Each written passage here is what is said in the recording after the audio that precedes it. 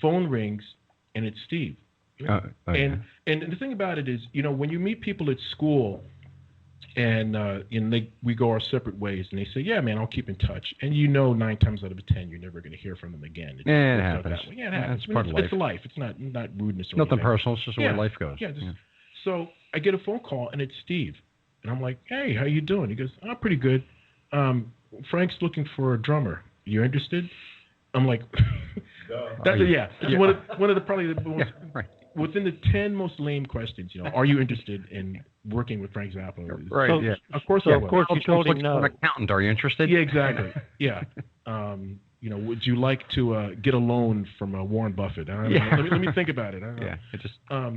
So of course you told him no, right? I told him no, and how dare you call me? No, I said absolutely, and so Frank, he said, okay, Frank's going to call you. So I hang up. 2 minutes later, Rodney Smith. Yes, this is Frank Zappa. Hello, Mr. Zappa. And to make a long story short, Frank said, we're going to fly you out to L.A. Your tickets will be waiting for you at Logan Airport, and we're going to fly out and listen to you.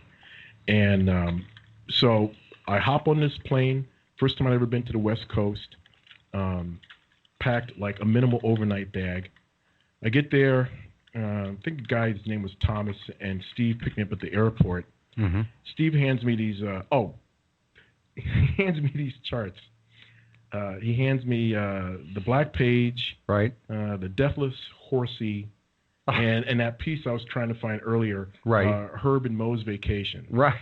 And these are through composed drum compositions. Okay.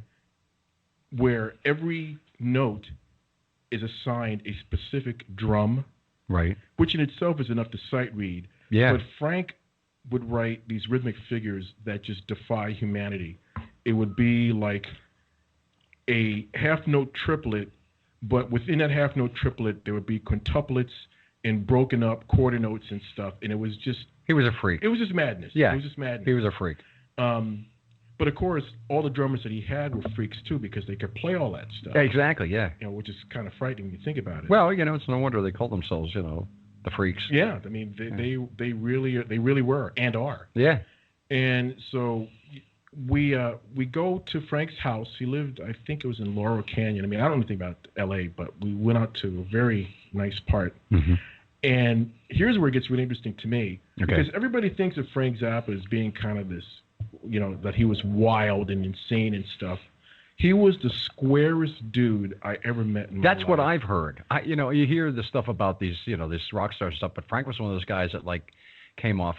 He looked like the kind of guy that could start a riot. Yes. But he was actually the kind of guy that really enjoyed just being with his family. That's exactly what it was. Yeah. I come in. He had this big bodyguard. I think you might have seen him in. Did you actually go into the Electric Muffin kitchen? I did not go into the Electric Muffin kitchen. Okay. Where I came in, his big ass bodyguard, John, was out grilling them steaks or something. Right. I go into what's a family room. Yeah. And he and Gail, and I think Ahmet, yeah, his son, and maybe Moon Unit, were all there in the family room watching. Now get this, he's watching a video of basically a demo of The Simpsons. Really? He knew, now this is like 82, 83-ish. Yeah, Matt Groening stuff. He knew Matt Groening somehow. After all. I mean, I didn't piece it together until years later when The Simpsons were on TV, and I said, that's what they were watching. Wow. Because it was this kind of rudimentary version of it. It was animated, and it looked like them, but... Since the show didn't exist, it wasn't like I had a recognition. Yeah, right. Oh, wow, you're watching. It had a gel for you to go. Oh, is that what we were doing? But they were just there watching TV. Right. Very polite. Hi, this Ahmet. This is no, I'm wrong. It was Dweezil. Oh, okay. There. Yeah. He's introducing the family. Would you like something to eat? And he goes, no, I'm good. You don't want to. By the way, this is post Berkeley. This is post Berkeley. This is just shortly after I left and was kind of hanging around, gigging, and deciding what was the next step. Okay. Go back to New York. I was playing in a band. Frank Macchia who, if you Google him, is doing quite well as a composer out in L.A. I think he might even win a Grammy or two. I don't know. Okay. But anyway, I was with Frank's fusion big band called Booga Booga. Right. And why did I say that? Oh, because they had all moved back out to the West Coast, and it was like, Rodney, if you want to come out here, the drummer's chair is waiting. So I didn't know what I wanted to do, right. West Coast or not. Where were you living? I was still living in Boston at the time. So, they were just a real down-to-earth, regular family. You would have these visions of, like, drugs and people hanging upside down, like the guy in Airplane, from sniffing glue and all that kind of stuff. Yeah, right. And it was totally square. And then we went into the studio. He had a studio in his house, and we jammed. He had me sight read a few things. And to make a long story short, Chad Wackerman ended up getting the drummer's chair. And, it was just meant to be. I think in reflection, my big problem was I was trying to play like as if I was trying to say to them, okay, I can be your new Vinny instead of just playing the way I play. Right. And it didn't really serve me well. No. But I played that night with them. We had a great time.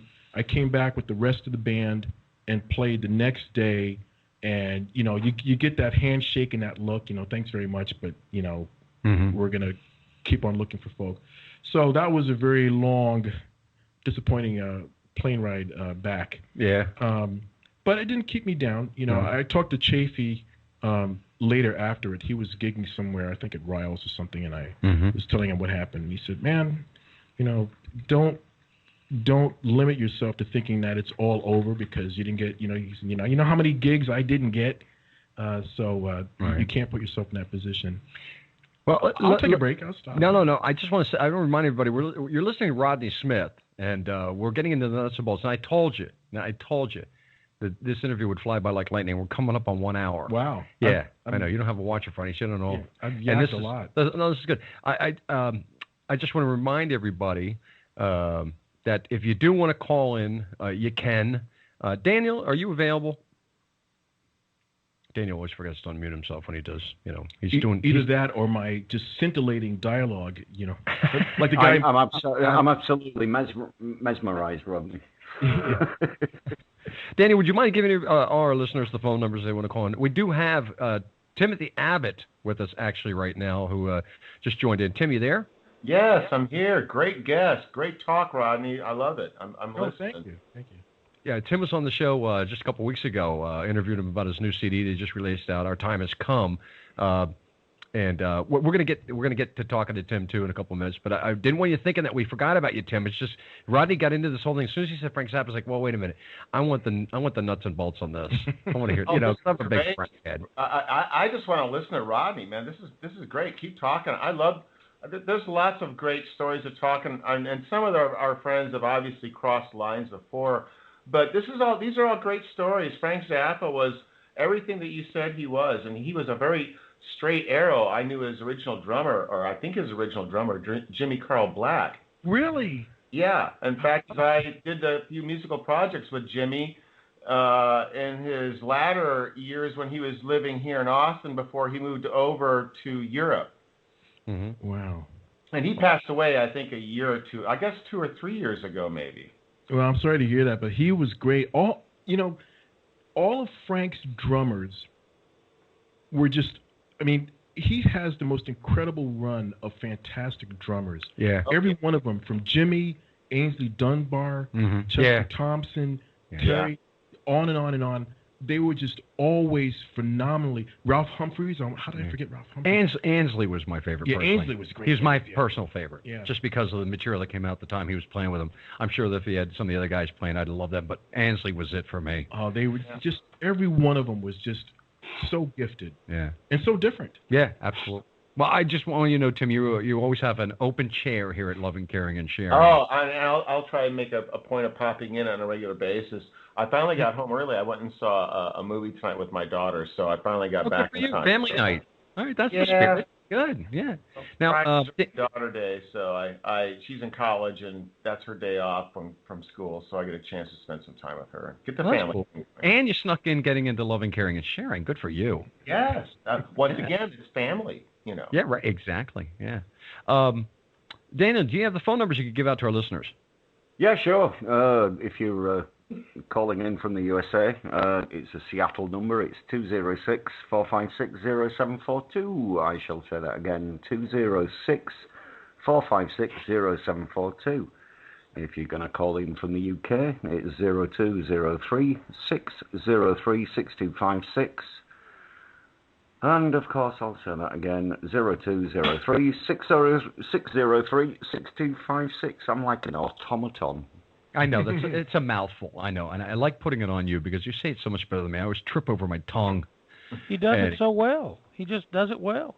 He does. He sounds better doing it than I do. And that's all there is to it, plain and simple. I may do the show, but Daniel does the numbers. I'm going to tell you right now. That's right. Okay. Anyway. Both have great radio voices, yes. Yeah, exactly.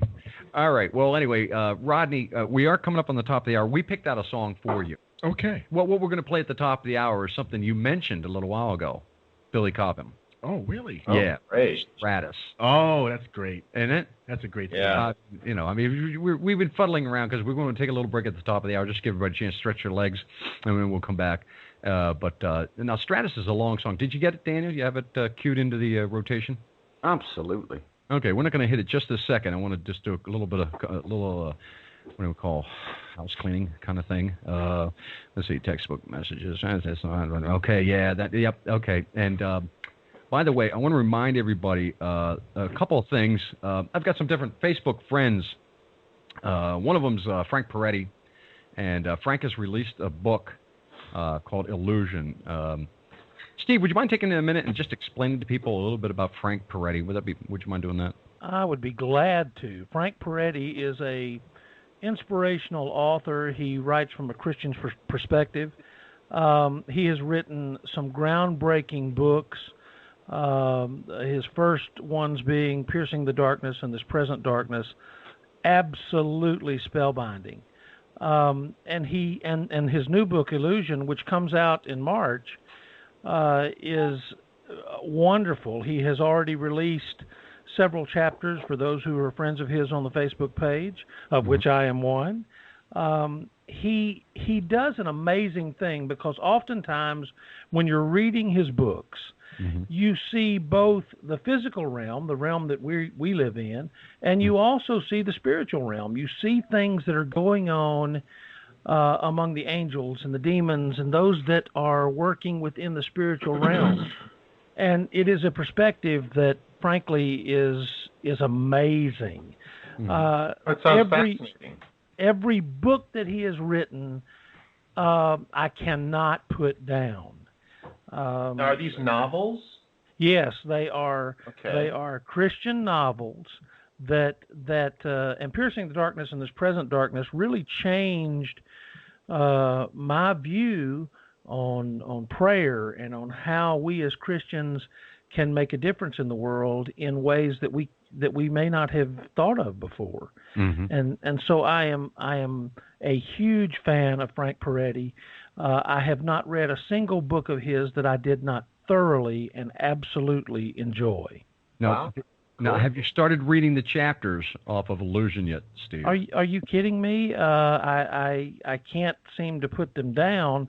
And he just released the 8th chapter here in the last day or so, and I've gotten into it. This book, obviously he's not going to release every chapter, but I can't wait until the book is released because I've already enjoyed the appetizer, and I can't wait to get into the rest of the book. Now, if people listening want to join in and start reading the chapters, how do they do that on Facebook? Can you tell them, Steve? Well, when you go into his Facebook page and you like his page, then over to the left-hand side there will be an area that says Free Chapters, and when you click on it, you will see the instructions on how to go about getting the codes to open each chapter as it is made available. And to be honest, I'm shocked that he has released 8 of the chapters already. A great marketing ploy because I will definitely buy the book. Me too. So get yourselves over to Facebook. Get yourself to Frank Peretti's Facebook page. Like that, and check out the first couple chapters, everybody. You're in for a real ride. I can't believe what I've read. I still have the 2 chapters to read yet, 7 and 8. I've been saving them for Saturday night.